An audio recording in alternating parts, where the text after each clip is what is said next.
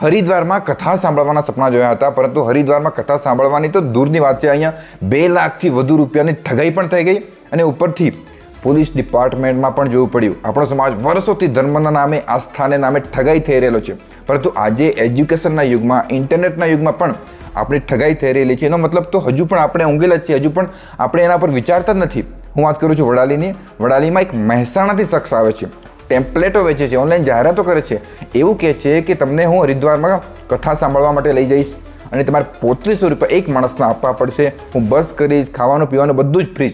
અને ઉપરથી તમે હરિદ્વારમાં જશો, કથા સાંભળશો, ત્યાં તમે પર કથા સાંભળવા માટે હર દિવસે 501 રૂપિયા પણ મળશે અને લાસ્ટમાં તમને ચાંદીની મૂર્તિઓ પણ આપવામાં આવશે.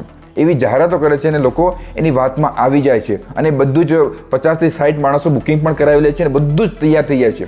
અને બધા જ્યારે શનિવારે જવાનો હતો, બધા ભેગા થયા બેગ બિસ્તરા લઈને, ત્યારે બસ આવતી જ નથી અને એને ફોન કરે છે ત્યારે ફોન ઉઠાવતો નથી અને ફોન સ્વિચ ઓફ આવે છે. શું કરે?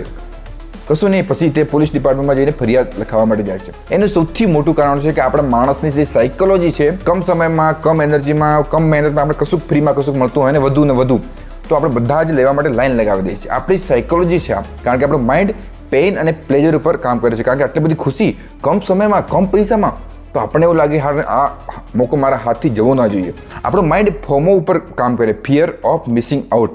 મતલબ વધુ ક્યાંક મળતું હોય, વધુ આસાનીથી મળતું હોય તો આપણે એવું લાગે કે આવો મોકો તો ફરીથી ક્યાં મળે જ નહીં. અને પછી આ ફોમો, ફિયર ઓફ મિસિંગ આઉટની જે આપણે જે બીમારી છે, જે માઇન્ડસેટ છે, એનાથી આપણે ફસાઈ જતા હોઈએ છીએ. બરાબર? કે આપણાથી કશું છૂટી ના જાય. એટલે આસાનીથી આ દુનિયામાં કશું નથી મળતું. મહેનત કરો, રિસર્ચ કરો, કોઈ પણ તમારી જોડે આવે તો ક્વેશ્ચનિંગ કરો, ક્રોસ ક્વેશ્ચનિંગ કરો કે આ માણસ ક્યાંથી આવે છે, શું કહેવા માંગે છે. એની કંઈક વેબસાઇટ હોય કે પછી કોઈકને કશુંક હોય, કોઈક માણસો ક્રોસ ક્વેશ્ચનિંગ કરો, સવાલ પૂછો અને બીજાને ક્યાંક ને ક્યાંક એની રિસર્ચ કરવાની કોશિશ કરો, તો તમને ક્યાંક ને ક્યાંક કશું ને કશું ક્લુ મળશે. એનાથી તમને પાક્કી ઇન્ફોર્મેશન મળશે. પરંતુ આંખ બંધ કરીને કોઈકના પર ટ્રસ્ટ કરવાની જરૂર નથી ભાઈ. બરાબર? આ તો બધા બસમાં ભેગા કરીને ક્યાં લઈ જઈને વેચી પણ દે, ખબર નહીં. આ દુનિયા બહુ વિચિત્ર થઈ ગયેલી છે. એટલે કોઈકના આંખ બંધ કરીને કોઈકના ઉપર ભરોસો કરવાની જરૂર નથી.